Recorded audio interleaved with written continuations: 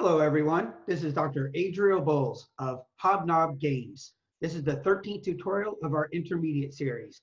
And today we're going to be talking about down betting, which is actually a really nice follow-up to our previous tutorial on 3-betting light. As always, you can find this video along with all of our tutorial videos at hobnob.games, where you can also download and play on our free poker app.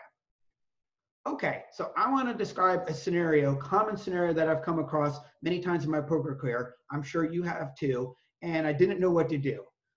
So this is when my 3-bet goes wrong. So for example, let's say we're playing in a 2-5 game and there are 100 big blind stacks. So we got $500 effective in our stacks.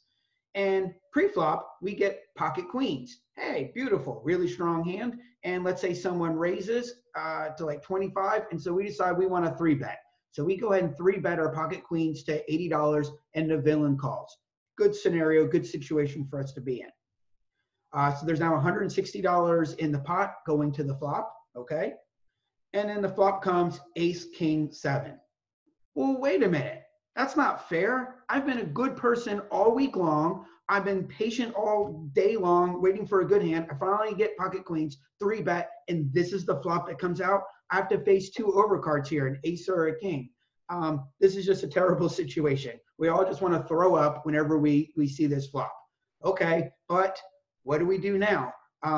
What I've kind of been taught in the past is to, you want to c-bet after you 3-bet the pre-flop.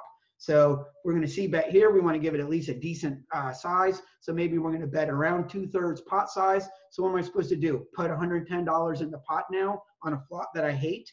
If I do that, I've now committed $190 of my $500 stack. That's almost 40% of my stack into what I would consider the worst bet in poker. The worst bet in poker is when only stronger hands can call. So that means that all weaker hands, all hands that miss this flop and don't have an ace or a king, they're just going to fold. So I'm risking a bunch of money here when I'm probably, it's not going to do me any good. Or if they have a hand, if they have an ace or a king, they're probably going to call. And you might decide this is not the type of person I can bluff off their hand once they flop top pair. And so you're committing 40% of your stack to a terrible situation. So this is just like, this is what I've done a lot in the past. And then when they call, I just sigh, and then I just have to give up, and I've lost 40% of my stack, and it's just a disaster.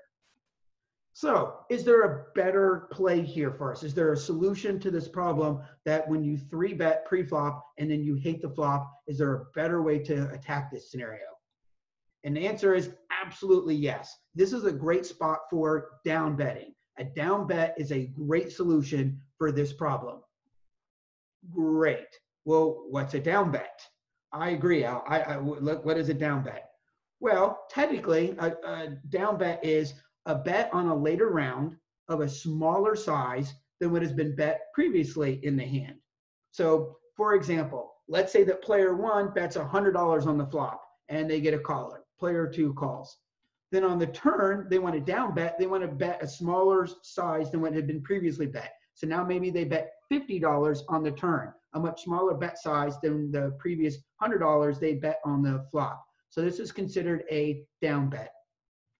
Okay, so let's try to apply this idea of a down bet in our previous situation. So exact same situation we were in a minute ago. We 3-bet with pocket queens. We got a caller. There's $160 on the flop, and the flop comes ace, king, 7. Well, now let's try a down bet. So now let's just bet like about 1/3 pot size. So now let's bet like $50 on the flop. This is a really good play. This is a much better play than betting much larger than this. Well, why? What does this do for us? Well, there are numerous advantages to down betting on the flop after 3-betting pre-flop. For one, it kind of confuses your opponents. It's very unexpected. They're used to the standard play here is that, you're going to c-bet the flop. When you c-bet, you're going to do it with a fairly large bet size, at least half pot, but usually 2/3 pot or bigger. So why are you betting so small here? They're going to wonder, is it that you have a monster hand, like maybe you have pocket aces and you just flop top set, or you have ace king and the flop came ace king 7. And so you're scared that or you don't want to scare your opponent away because you have a monster. So maybe you're betting really small because you're trying to not scare the opponent away. Maybe it's the opposite. Maybe you're betting really small because you're the one who's weak and scared and you have pocket queens on an ace king 7 flop. They're not going to know. It's going to confuse them. And I find that when I down bet the flop after a 3-bet pre-flop, a lot of times they just fold because they're like, I have no idea where I'm at. And that's a good thing to do to your opponents. But probably even more importantly, a better advantage as to why we want to down bet here is because it gives us lots of options. Even if they call our down bet, it gives us lots of options on the turn. So for one, let's say that the turn card does not improve our hand, it's not a queen, and we just want to be done with the hand at that point. Great, you can just now check the turn and be done with the hand, and you didn't really have to lose that much money after your disastrous flop. Or maybe it's the opposite. Maybe you did you smashed a flop and you have top set or top 2 or something like that. Or maybe even catch a queen on the turn. Now you can blast the turn if you want. So, and this again, it'll confuse opponents. You know, why'd you bet so small on the flop and now you're blasting away on the turn? It's not real clear. It disguises the strength of your hand either way. So it gives you lots of options at this point.